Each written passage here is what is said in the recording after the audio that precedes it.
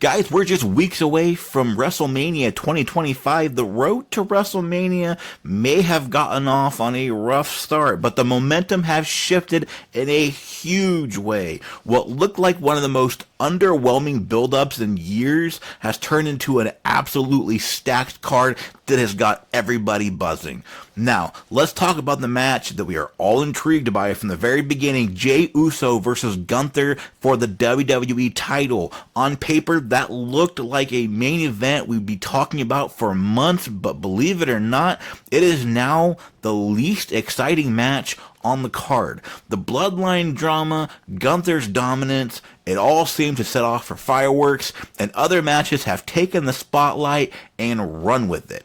And we've got to mention the absolute showstopper that's going to be Damian Priest versus Drew McIntyre. One match where everybody was kind of like, why is this match being booked? Why is Drew McIntyre in this? This is a ways down for him, but the build-up so far has been pretty good, and it's obviously going to be a banger of the match.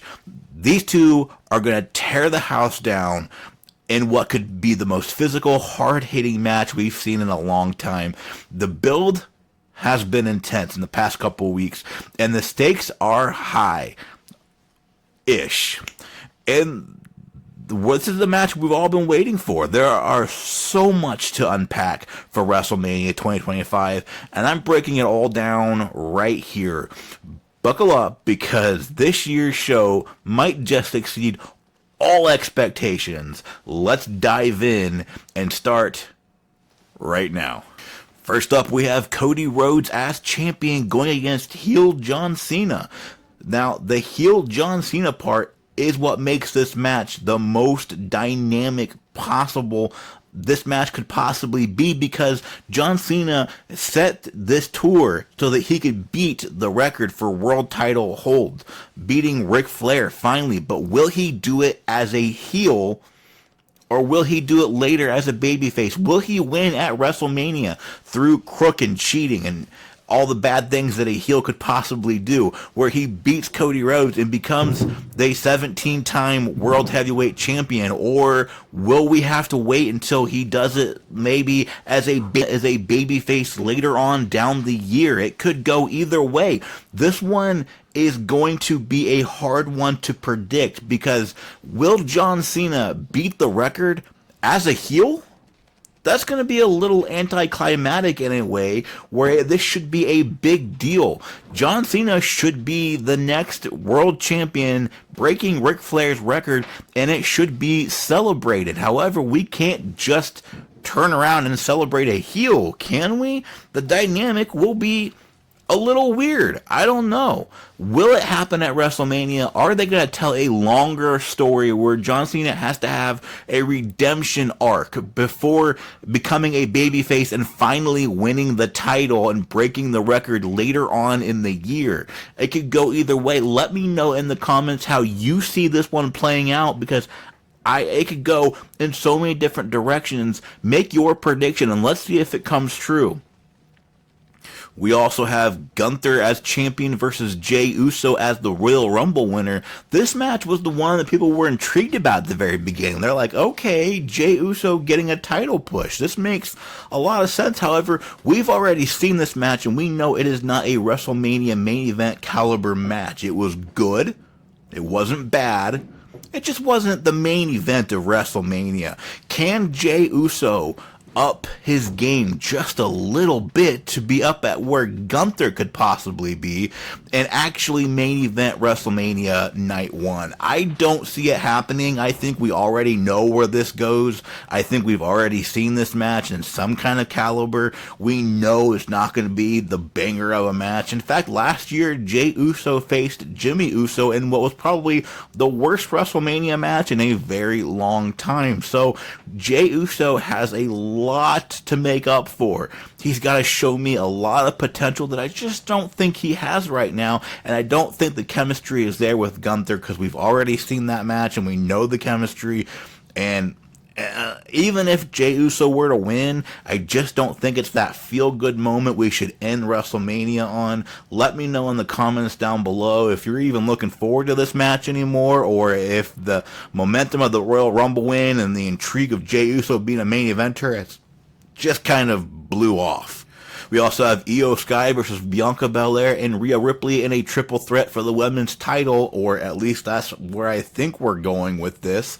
Iyo Sky is being portrayed as kind of the afterthought, which is what makes me think she's going to win. However, Bianca Belair is the queen of WrestleMania. She's Miss WrestleMania. She's yet to lose a WrestleMania match. Will this be her first one losing to Iyo Sky, my personal favorite? Maybe I'm just biased because I want Iyo Sky to win, but I really just think the WWE has been pushing for Bianca Belair to be Mrs. WrestleMania for a while now. She goes silent and is an afterthought for 90% of the year, and then that 10% towards WrestleMania, she gets pushed as a top babyface attraction every year. It's happening again. She wasn't a big deal up until WrestleMania season. Now she is.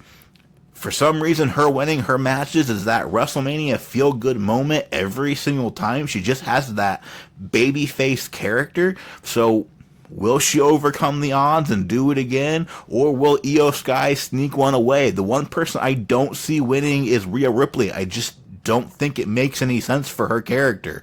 I don't think that she's going to pin Iyo Sky, as I feel like that would be a downgrade, winning the title back, beating somebody who's being looked at as an afterthought. I also don't see her pinning Bianca Belair, as I just don't feel like that's the story they're telling. So I just don't think Rhea Ripley is going to win the title at all. It's going to come down to Iyo Sky being the afterthought and sneaking away with the victory, or Bianca Belair continuing her Mrs. WrestleMania streak. So let me know in the comments down below if you could think of any possible reason why Rhea Ripley would win. Otherwise, it's got to be one of the other two.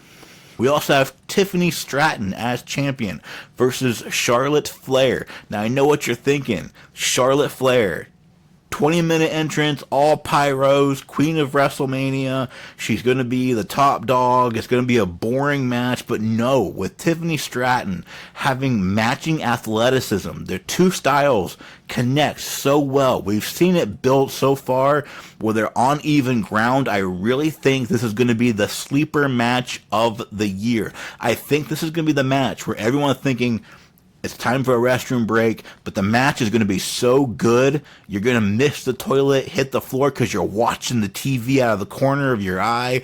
I just think it's going to happen, guys. Let me know in the comments if you're looking forward to it, because I think Tiffany Stratton is the next big thing in the WWE. I really do think that. I think that what we're going to see, I also think that Charlotte Flair was supposed to win initially, but the fans' reaction to booing her and just overall not welcoming her back after a long hiatus, I think the WWE is going to pivot and keep the title on Tiffany Stratton.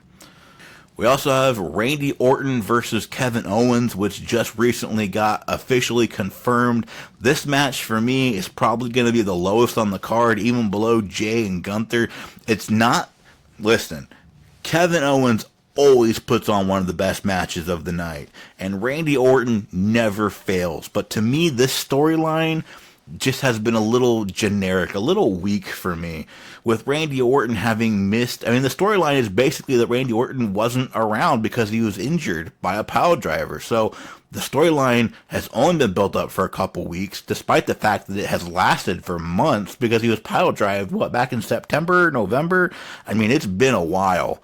So to me, this match just feels like the stakes aren't very high. I'm just not looking forward to it. I just don't feel like, we all know that Randy Orton's going to win. Will he win with the punt is what they're actually kind of hinting at. Will he be able to take Kevin Owens out for a couple weeks or months? And I think the answer is yes. I think this match will end with a punt, and Kevin Owens will go on a mini hiatus with a hurt head, neck, whatever they're going to be selling with this injury. I think that's where they're going. Leave it down below if you think we're actually going to see a punt or not. I'm very curious to see if anybody actually believes they're going to follow through with this after the punt was actually banned by Vince McMahon because it was too much of a violent move. So will they bring it back? What do you guys think? And not yet confirmed as of this moment, as of the recording of the video. However, SmackDown is overseas, and they're doing it right now, and I do believe it will be confirmed. Seth Rollins versus CM Punk versus Roman Reigns in a triple threat match. Now, the triple threat, keep in mind, with WWE rules, is no DQ, false count anywhere, right? Or it's just no DQ, no holds barred for sure. They could fight in the crowd, they could fight on the floor, they could fight on the announce table and make it in the ring. They could do whatever. This one's going to be brutal, and I do not have a prediction of who's going to win, because we know that Paul Heyman's going to be a wild card as he favors CM Punk, but he's aligned with Roman Reigns and doesn't like Seth Rollins. Is he going to end up being with Seth Rollins? Is that going to be the big twist? God, I hope not. And what is the favor that Paul Heyman owes CM Punk? Will that come into play during this match? We'll find out, hopefully, at WrestleMania. By the way, guys, leave it in the comment what you think the favor is. What is he going to cash in? It's like his own Money in the Bank, but it could be for anything. We have no idea what this cash in is going to be, what this favor is going to be. Is he going to be in his corner? Is he going to give him a match against Roman Reigns, should Roman Reigns ever win the title again? It could be anything. Leave it in the comments. And guys, I'd like to know what other matches you think are going to happen at WrestleMania. There's got to be a tag team match of some kind for the tag team titles. We're probably going to have the Intercontinental title. Will it be Braun Breaker versus Penta, or a six-pack challenge, or something along that nature? Where are they going with this Penta and Braun Breaker thing? Is it just going to be a singles match? Is it going to be a multi-man? I think you have money in a multi-man. I don't think it needs to just be those two. What other matches do you think will be on the card, guys? And as we get closer, we'll cover the card again, because, again, I don't know who's going to win the triple threat match. It could be literally anybody right now. They've yet to officially announce it, so the build-up hasn't really been there yet. There's got to be a few more matches to add to each night. Let me know in the comments what you think those matches will be. Guys, follow me on the road to WrestleMania as we cover everything that's going on. And I will see you guys next time on Nerd Outbreak. I'll see you guys.